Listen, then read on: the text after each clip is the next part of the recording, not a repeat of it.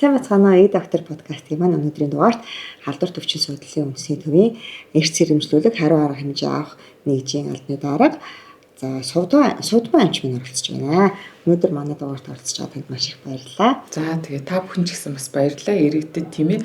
Одоо яг албаны их сурвалжийн мэдээллийг зөв сувгаар зөв хүргэж байгаад бас талархал илэрхийлж байна. Баярлалаа. За өнөөдөр бид хоёр халдвар төвчин дотроо менингит болог сүүлийн үед дэгдэж байгаа халдвар төвчнүүдтэй холбоотой ярилцсанаа. Цагаан сард өгч байгаа учраас бас ард иргэдэд хэрэгтэй болов гэж бодож байна. Тэгэхээр сүүлийн үед одоо менингитийн халдвар их тархаад байна гэж байгаа. Эндээс урьдчилан сэргийлэх арга хэмжээ аваарай гэдэг одоо халдвар төвчин судлалын үндэсний төвөөс сэрэмжлүүлгүүд явж байгаа. Гэхдээ энэ маань одоо хэр үр дүнтэй байна аа? Халдвар одоо ихсээд байна уу? Эсвэл одоо буурч ийн үү? Цагаан сарын үеэр бид нар юу анхаарах вэ? За манайх менингококк халдварыг 1950-ад оноос эхлээд бүртгэсэн мэт. Өдөр бүрээр 7 хоногоор тэгээд жилээргээд одоо энэ олон жилийн дата тоон ингээд тохиолдлуудаар ингээд судлахаар зэрэг ер нь бол 5-6 жилийн давтамжтай дэгдэлт болд юм байна гэж үзээд байгаа. За сүүлийн одоо томоохон дэгдэлтүүд бол ер нь 5-6 жилийн зайтай гарсан байгаа. 7 он, 14 он, 19 онд. Тэгэхээр зэрэг энэ үед тэгээд одоо 19 оноос хойш 5-6 жил гэхээр бас энэ жил болж байна тийм. За нэгдүгээрт 20-р менингококк талдварын хөдлөл зөв бол бид нэр сараар бас гаргаж үздэг. Сүүлийн 10 жилийн одоо мэдээгээр сүүлийн одоо хөдлөл зүйн сараар ямар байна вэ гэхээр 1-5 сард одоо байнгын тогтмол өндөр бүртгэгдсэн байдаг. За энэ дотроо 1-5 сар дотор 3 сар бол нэлээ оргил одоо сүүлийн 10 жилийн олон жилийн датагаар тийм ээ судалгаа ингээд нөгөө бүртгэл мэдээлэлээр харахаар 3 сард нэлээ өндөр бүртгэгдсэн ажиглагдаж байгаа. Тэгэхээр одоо энэ жил яах нь вэ? Дэгдэлтийн жилэнч болсон байна. За нөгөө оргил одоо бүртгэгдэх сар бас одоо тохиож байна. За тэгээ энэ саруудад манай улсын бас өвөрмөц онцлог байдаг тийм ээ. Уламжлалт цагаан сар байна. Олноороо тэмдэглэдэг цагаан сар наадам зуны үед тийм. Тэгэхээр энэ одоо үед чинь бас хүмүүсийн хөдөлгөөн нэмэгдэн, нийгмийн харилцаанд орох асуудал нэмэгдэн, нөгөө бэлтгэл ажилгээд нөгөө настайчул маань ядарна, ингээд тархлаа сулрна. За бага насны хүүхдүүд маань томоогийн халдвар, за бусад одоо тууралдах талдварын дараа бас нэлээ тархлаа сулраад дараагийн 2 дахь 3 дахь халдвар төвчөнд өртөх эрсдэл өндөр байдаг. Тэгэхээр зэрэг энэ одоо онцлогууд эдгээрийг ингээд иргэд маань одоо сайтар мэдснээрээ за тэгэхээр мэргэжлийн төв байгууллагаас өгж байгаа энгийн юм боловч тийм ээ мөнгө шаардахгүй. За тэгээ өөрт нэг дарамт болохгүй яг амьдралынхаа одоо хэмнэлтэд дадал хөвшил болгох аргуудыг уг нь бол байнгын одоо чанд сахиад ах юм бол бас өвдөхгүй байх нөхцөл байдаг. Одоо бүр таатай тий. За өвөрмөц бас сэргийлт гэж байна.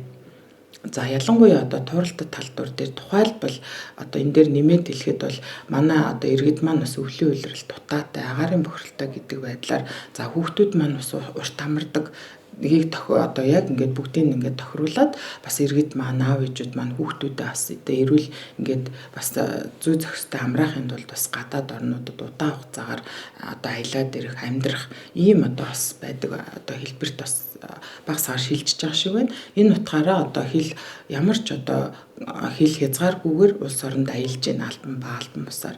За тэгэхээр зэрэг манай халдвар төвчин судлалын үндэсний төв бол одоо олон улсын эрүүл мэндийн дүрмийн үндэсний зохицуулагч гэж явдаг. Тэгэхээр 24/7 буюу одоо өдөр бүр тухайн одоо аль дэлхийн аль улсад тийм ээ ямар одоо анхаарал татсан өвчлөлүүд бүртгэгдэж байгаа. Тэгэхээр эндээс иргэдэд хамгаалахын тулд бид нар байнгын нөгөө 24/7 зарчмаар бусад улс оронд бүртгэж байгаа өвчлөлийг авч идэг.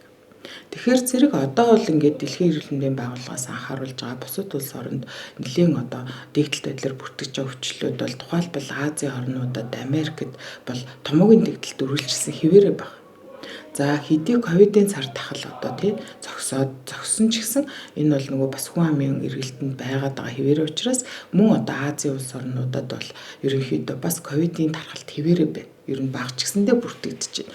За 3 дугаарт манай одоо иргэдийн хамгийн их зорчоод байгаа Тайланд байна. За мөн одоо манай хил залгаа Оросын холбооны улс байна. За мөн Казахстан байна мөн.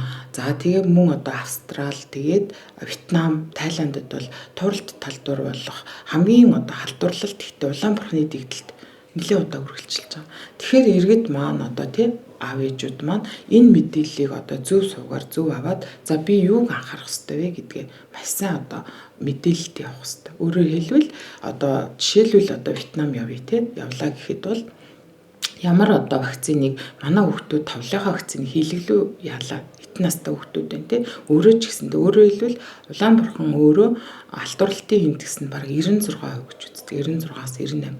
Энэ нь юу гэсэн үг гэхээр 10 одоо Улаанбурханы халдвар төртөөгүй те одоо насан турш ч байсан Улаанбурханаар амьдралаа туршид өвдөөгүй эсвэл Улаанбурханы вакцинд хамрагдаагүй хүн бол ерөөсөө бүгдээр өвддөг. Тэгэхээр маш халдвартай өвчин байна те. Менингококк талдвар бол өөрөө халуун амьсгал дотор одоо жишээлбэл байнгын орж гардаг. Нэг гэр бүлийн дотор амьдардаг. За эсвэл нэг одоо ангид сурдаг, нэг хичээл судас цэцэрлэгийн танхимд хүмүүждэг. За эсвэл биений хараа орж гардаг. За эсвэл нэг хашаанд ч юм уу нэг байранд ингээд түрээсэлж хамтдаа амьдардаг ийм халуун амьсгалын одоо хүмүүс дотор өвддөг байна. Гэтэл Улаанбурхан өөр бүр илүү онцлогтой юм тий. Бараг өвдөөгүй хүн өвдсөн одоо хүний шинж тэмдэгтэй хүнтэй бараг зөрөөд өнгөрөхөд шууд халдвар дамждаг. Ийм нөгөө халдварлалтын индекс гэж ярьдаг л да өндөр байна. За тэгэхээр л иргэд маань одоо бит хоёрын одоо ярианаас хамгийн гол нь өвөрмөц болоод өвөрмөц бас сэргийлтүүдийг маш сайн одоо ойлгоод тий. За тэгээд эдгэр чинь бүгдээрээ нотлохонд суурилсан баталгаатай тэгээд одоо хамгаалах одоо чадвар өндөр тийм энгийн аргууд байна. Тэгэхээр одоо яг 3 дугаар сар бол хамгийн өндөр одоо түүхэн датанаас үзэхэд 3 дугаар сард манай сүүлийн 10 жил менингит хамгийн өндөр менингококк талдвар хамгийн өндөр бүртгэгдэх бас одоо багталтай хам тийм ээ. За дээрээс нь цагаан сар болж байна. Яг зөв тийм. Яг яаж сэргийлэх вэ? За тэгэхээр зэрэг бол иргэд маань хамгийн түрүүнд одоо ер нь бол халдвар төвчөөрөө их уурхай. За тэгээд дамжих зам, өртөмхий бие мах тэгээд одоо энэ 3 хэлхээ ингээ гуруулаа ингээ цогцороо одоо ингээд баг ингээ одоо хамтдаа ижиж өвчүүсдэг. Тэгэхээр зэрэг хамгийн түрүүнд урьдчилан сэргийлэх буюу зөвлөмж бол их уурхай чиглэсэн хариу арга хэмжээ, дамжих замд чиглэсэн хариу арга хэмжээ, өртөмхий бие махбодод чиглэсэн хариу арга хэмжээ гэж байдаг. За тэгэхээр их уурхай чиглэсэн гэдэг маань яадаг вэхээр нөгөө их уурхай ч өөрөө яхаа өвчтөй хүн байгаа тий. Эсвэл эрүүл нянт ихж байгаа шүү дээ тийм ээ. За тэгэхээр зэрэг энэ хүмүүсийг эрт илрүүлэх ёстой. Эрт илрүүлээд эрт тусгаарлаад эрт одоо эмнэлгийн тусламж үйлчилгээ үзүүлэх юм бол хүндрэхгүй ээж болно. Хурдан хугацаанд илэршин тийм ээ. За мөн бусдад талбар тараахгүй байх нөхцөл байна. За дамжих зам чиглэсэн хариу арга хэмжээхээр энэ бүх өвчин энэ саяны одоо дурдсан та бүхэн ярьж байгаа энэ сэдвийн өвчлүүд маань бүгдээрээ амьсгалын замын халдвараар амьсгалын замаар дамждаг байна. Тэгэхээр амьсгалын замаар дамждаг юм чи яах вэ гэхээр нэгдүгээр яах нь амны алдаа зөвхөн шүү дээ тий. Амны алдыг зөвгээд зөв одоо хаях. За тэгээд нөгөө амны алд зүг гэсэн гээл зарим нэг хүмүүс ч одоо норцсон илт норцсон байв шууд хаях нь. Тэрнээс биш 2 цаг тутамд одоо солиод байх юм бол энэ бол бас сэргийлэх ёстой. За тэгээ сэргийлэхдээ мэдээж хоёулаа одоо тэр нийтийн унаанд жишээл хизээ хаан зүүх юм бэ гэдэг нь бас чухал.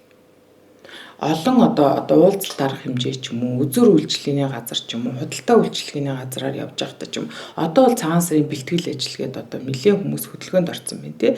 Нөгөө худалдаа үйлчлэгээний газар зах дэлгүүрөө супермаркетууд ч маш их хөдөлгөөнд. За энэ үед амны алдаа зүхнэ. Энд үйлчилж байгаа үйлчлэгээний ажилчид маань ч гэсэндээ өөрсдөө сэргийлээд мөн нийгмийн хариуцлага ухамсарлаад амны алдаа зүхнэ. За хоёрдугаар одоо хамгийн бас энгийн бөгөөд мөнгө шаардахгүй олон өвчнөөс сэргийлдэг нэг арга бол гараа зөв угаах. За гараа зөв угаах гэж хэлээлээдэг гэд яах юм бэ? Усаар ингээд угаах юм уу? Эсвэл нөгөө гар халдвар гүйтгэгчгээ санитол гэлнэл төрөл бүрээрээ гарлаа тий. За мэдээж яг боломжтой одоо өөртөө эдийн засгийн дарамтгүй бол нойтон салбайтыг тогтмол авч яваад за нөгөө спиртэн суурьтай гар халдвар гүйтгэгчээ авч яваад ч болох юм тий. За гэтэл мэдээж тэр болгоны хүн бүр өдөр болгон нөгөө хитэн төрөнийгээд ингээд нойтон салбайтыг аваад явах боломжтой бас тэр болгон бас зөөхөнтэй ер нь яг тодорхой хэмжээний бас хязгаарлагдмал. Тэгэхээр зэрэг юу байх юм бол хамгийн түрүүнд гар угаах нь зөв бэхээр савн тэгэл ус байх болох нэ. За тэгэхээр энэ хоёрыг бүрдүүлэхэд хувь хүн ч анхаарах хэрэгтэй гэрүүл одоо энэ албан байгууллага ч гэсэн анхаарах хэрэгтэй гэдгийг нээж. Тэгээд бохирдсон тухай бүр ерөөсөө л гараа савндаж зөв дарааллын дагуу угаах хэрэгтэй. Заавал яг л одоо юм чинь ингээл дандаа зөв дарааллын давуу гэдэг юм бэ гэд бас хүмүүс заримдаа ингээ гайхдаг. Яг тэгвэл энэ гар чи өөрөө те. За ингээл угаалаа. За тэгтэл зөндөө нөө халдвар үлддэг газрууд байдаг бахан. За энэ гарын салаанууд те. Энэ алга. Тэгээд бид нар ингээл угаахаар чинь хөвчлэн ингээл харж байхад нөгөө бугуугаа бас хугаадгүй те. Одоо ингээ бүгд ингээ бодохоор чинь. Тэгээ энэ нөгөө салаа, энэ хумсны завсруу, тэгээл энэ одоо ингээд энэ алганы энэ тавгар хонхор энэ төр чинь бас халдвар үлдээд идэг бахан. Хамгийн түрүүнд юм бүр төрж байгаа чинь юу илээ те? Бид нар чинь гар байна штэ те. Тэгэхээр гарын эрүүл ахуй буюу одоо энэ бохирдсон тухай бүр одоо тэгээ мэдээж нөгөө бохирдлогдсон зүйл дээр бид нар ингээл хүрнэ. За тэгэл ярьж яах үед, ханиаж яах үед хоорондоо ингээл тэр дэлгүүрээр яваад юм үзэж байгаа ч гэсэн бидний ингээл ханиалга найдах шүлсээр дамжаад энэ хатуу гадаргууд дээр чинь мэдээж бохирлогдож байгаа штэ. За тэрийг гараараа хүрээл бид нар бохир ингээл гараараа болох нь. За тэгэхээр зэрэг гарын эрүүл хамгийн чухал ахны. За дараагийн нэг хамгийн гол чухал зүйл бол энэ дотоод орчны цэвэрлэгээ, чихтэй цэвэрлэгээ болон агаар сэлгэлт. Яагаад ингэж байгаа гэхээр ер нь ихэнх амьсгалын замын одоо халдвар үүсгэгч энэ янгууд маань ингээд тасалгааны хэмд болон таатай орчин бай гэж үздэг. Тэгэхээр зэрэг хоёр тэгээд нөгөө 1-3 цаг ерөнхийдөө байдаг ингээд байх амьдрах чадвартай гэж үздэг байхгүй. Тэр хооронд ч мэдээж бид нар бүх юм төрдөг те. Та бүхэн ковид үед мэдж байгаа нөгөө принтерт юм уу, пэйчэнд, хөрөгчөнд хэдэн удаа хүрдэг вэ гэсэн судалгаанууд гараад яваадсан шүү дээ те. Яг тэрэн шиг ч юм бүү. Тийм учраас 2 цаг тутамд одоо бид нар энэ хатуу гадаргуунуудаа чихтэй арчаад за тэгээ 2 цаг тутамд мэдээж хүүхдүүд бага насны хүүхдүүд гэртээ байгаа бол унтчихт нь ээлжлээд өрөөгөө сэлгэж болно. За анги танхимд бол яг нөгөө богино цагийн завсарлага, хичээл хоорондын завсарлага, их завсарлагаануудаар хүүхдүүдээ гарч ороод ингээд агаарт гарч байгаа хооронд нь бас агаар сэлгэлтэй игээд маш хурдан ингээд чихтэй цэвэрлэгээ ингээд угаагаад арчвал эн чинь бас одоо халдварын эрсдлийг одоо бууруулад тасалж байгаа байхгүй юу? За дараагийн бас нэг гол одоо сэргийлэх энгийн юм шиг зөвлөмж бол хоолойгоо зайлах. Унтаж босоод за одоо гадуур явж гад буюу явж орж ирээд эсвэл ажил дээр очиод юм уу заавал хоолойгоо занших хэрэгтэй. Мэдээж тэг хоолой зайлах уусмал за одоо мөнгөөр яах вэ биш юм чи нөгөө буцалсан ус бүлээн те. Тэгээ давс байж болно, хужир байж болно, нөгөө соодын уусмал, за лимоны уусмал, саримжны уусмал гэдэг ингээд гарын дор те. Энийг мэдээж эсвэл одоо ажил дээр юм албан байгууллага дээр юм эсвэл цэцэрлэгийн тийм үү хүүхдийн байгууллагууд бол багш нар нь ээлжлээд юм уу хүүхдүүдтэйгээ ээлжлээд юм уу те. Энд чинь мэдээж нөгөө хүүхдүүдийг идэвхжүүл хүүхдүүд ч гэсэн энэ чинь хариуцлагыг одоо бас ингээд суулгаж байгаа байхгүй юу. За тэгээд энэ уусамлуудаа бэлдээд 7 хоног бүр энэ уусамлаараа солиод ингээд зайлаад байвал эн чинь өөрөө бас сэргийлэх зөвлөмж. Яг бол нөгөө бид нэр хоолойны мах гэж яриад тэгтээ эн чинь өөрөө хамгийн түрүүний биеийн хамгаалах нөгөө барьер واخгүй юу. Тэгэхээр энэ хоолой дээр маш олон нөгөө юм чи өөрөө таатай орчин болж өгдөг үржих байрш. Тэр утгаараа энийг бол одоо ингээд зайлах. За дараагийн нэг одоо манай онцлогтой холбоотойгоор буюу одоо энэ цагаан сар тий хүмүүс бид нар ч нөгөө залгах, мэдлэх, мэдээж ахмад үе дээр очих эсвэл ингээл одоо биенийхээ айлчлаад мэндийг мэддэг. За энэ дээр бол бас их хязгаартай, хариуцлагатай байх хэрэгтэй. Яг тэгвэл бидний хамгийн хайртай дотны хүн мал гэрт байгаа шүү дээ. Ахмад настан байна. Бага насны хүүхдүүд маань байна. Бидний ирээд болсон. За энэ хүмүүстэйгээ бас одоо хариуцлагатайгаар мэдлэх, одоо мэдээж хүндлэх хэрэгтэй. Яг хамгийн өндөр настандаа очлгүй л яг тий хамгийн нөгөө багчуулаа баярлуулбал яг. Гэхдээ энийг зохион байгуулалттай гэж болно шүү дээ. Одоо бид нар ковидын цар тахлын дараа маш олон шинэлэг зүйлүүд бидний амьдрал нэвтэрсэн тий захимаар золгох байна. Захимаар одоо энэ чинь маш олон удаа ингээл одоо бид нар бол ингээл эмнэлгийн салбарт гэж жишээлбэл хамгийн баруун захад юм уу одоо зүүмээр юм уу захимаар одоо хагалгааг заах тий эмчилгээг шийдэж штэ. Эн чинь бол мэдээж нэг алхам шин дэвшил ахын тэрэн шиг одоо хамгийн ахмадаараа хин очих юм. Хөөе чи гэрээсээ төлөөлж очиж болно ш тий. Тэгэхгүй л нөгөө хамгийн өндөр настандаа хичнээн бид нэр сайхан баяр жаргалтай ингээл мэдтэй устай сайхан цаг ирлээгээд явж байгаа ч гэсэн мэдээж бидний дотроос хэн нэг нь одоо өвчөөгч болно ш тий. Тэгэхээр чи энэ бол ингээд бид нар хамгийн хайртай хүний хайрлах гэж байгаа, хамгаалах гэж байгаа учраас энэ дээр бол иргэд бид бүгд өөрсдөө бүгдээрээ хариуцлагатай байх хэрэгтэй. За бага насны хүүхдүүдийг бас одоо битгий үнсгээл бид нар бас ингээл улиралжил тогтуулаад хийж байгаа. За яагаад ингээд тэгэхээр чинь мэдээж бид нар ингээл хацар дээр юм уу одоо хаана ингээл өмсөж जैन. Мөн бас ээж аваад маань ч юм уу хүн бүр ингээл хоолыг үлээгээл хөргөж байгаа гэж халбагдаж өгөөл амандаа ингэдэг те. За энийг бол одоо ер нь бол олон жилийн одоо нэлээд жилийн өмнөөс бид нар бас ингээд зөвлөд тахаар ээж аваад маань их ухамсартай болсон байна. Эрүүл мэндийн боловсрол их сайжирч байна. Бас зөв юм одоо танаа энэ ингээд сувг шиг юм зөв бас иргэдэд тийм ээ зөв мэдээлэл өгдөг подкаст хийдэг юм бас одоо нийгмийн хариуцлага ухамсарласан ашигын бас юм олон сайхан юм нэвтрүүлгийн одоо юм багууд бүр одоо бий болсон учраас бас иргэд харьцангуй ухамсартай болж байгаа гэсэн хэдий боловч энийгээ бас одоо эргээл байнга санаж явах хэрэгтэй.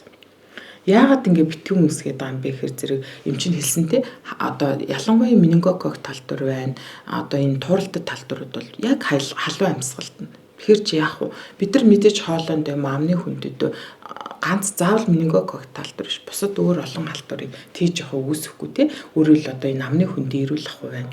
Шүдний цоорл одоо хэдэн хувьтай байгаа л гэл өндөр байгаа тий. Тэр утгаараа манай эрүүл мэндийн сайд өрөө санаачлаад хүүхдүүдийг одоо энэ жил нэмээд одоо нэгдүгээр анги хүүхдүүдийг үнэгүй шүдний амны хүндийг үзлэгт оруулж байна. Энэ маань эрүүлжүүлэх гол одоо үндсэн юм зарчим байна шүү дээ.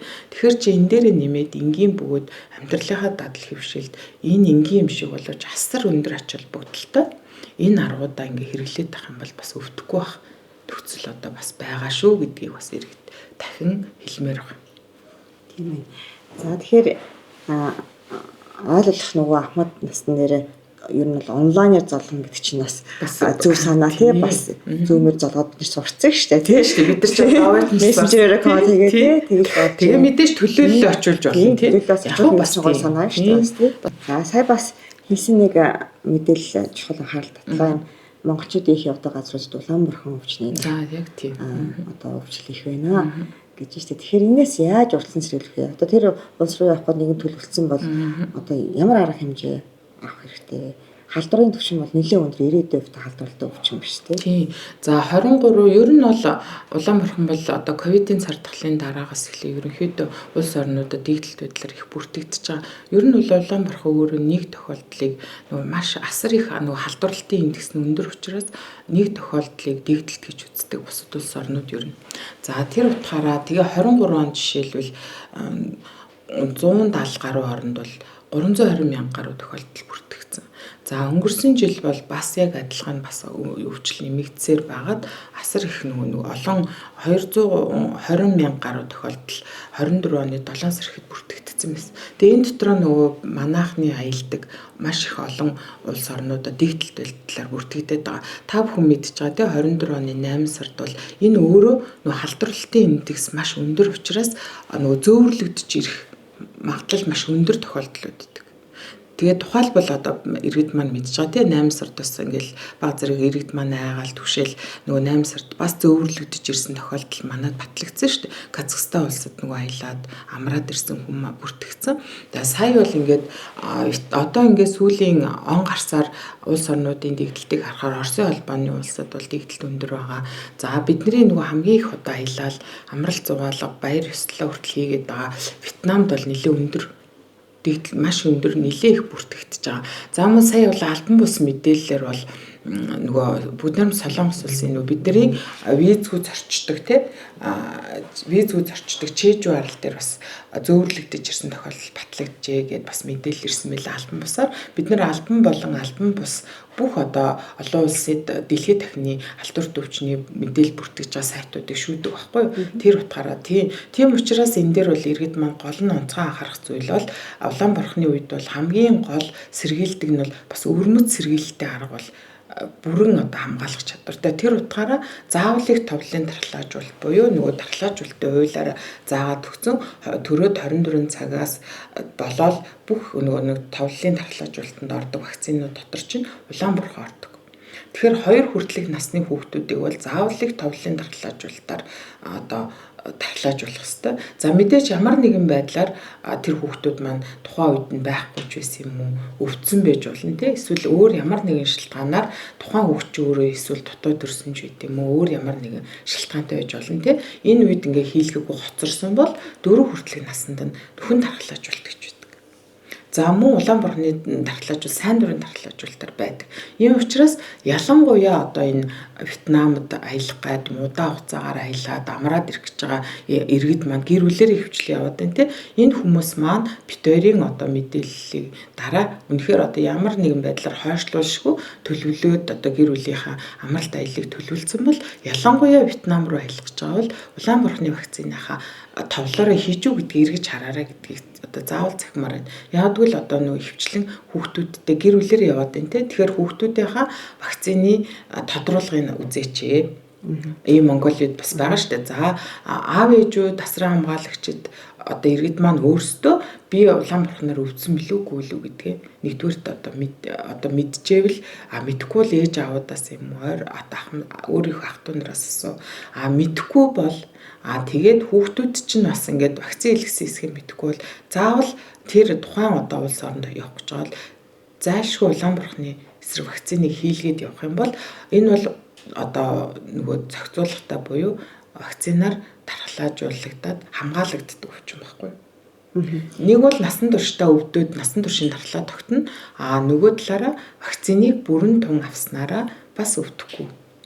Вакциныхаа бүрэн тунг авсан бол насан туршдаа өвдөхгүй. Тийм бас өвдөхгүй ингээд болно тийм. Тэгээд тодорхой одоо нэг хугацааны 10-аас 15 жилийн дараа сэргээх тун гэдгийг угаасаа манай нөгөө дархлаажуулалтын албанаас манай халдварч үндэсний төвөөс за одоо энд одоо тий заавлыг товлын дархлаажуулалт бүрэн тунгаа авсан хүүхдүүд маань тэдэн жилийн дараа тэдэн настай болно.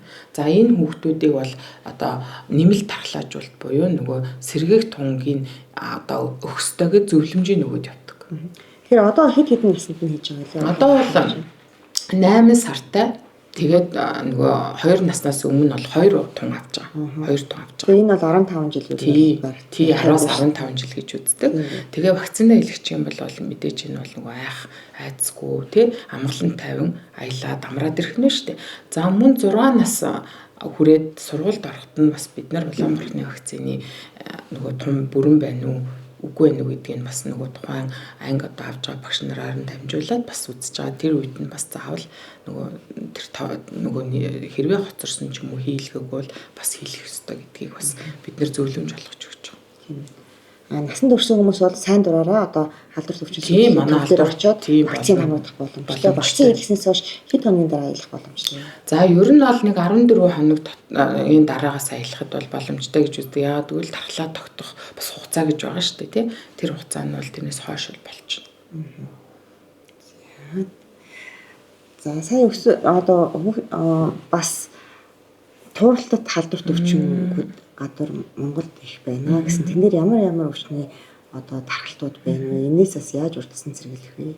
За ер нь бол ковидын цар тахлын дараа бол одоо олон одоо томдолтууд тий тухайн нэг ингээд ковидын цар тахалч ингээ олон дэлхийн нийтийг хамарсны дараа орвол онцлог нөгөө тандалтын журмуудаа зөвлөмж өгөх гэх мэтийн юм нөгөө эцэн байдлаар тандах гэдэг юм зөвлөмж гэсэн.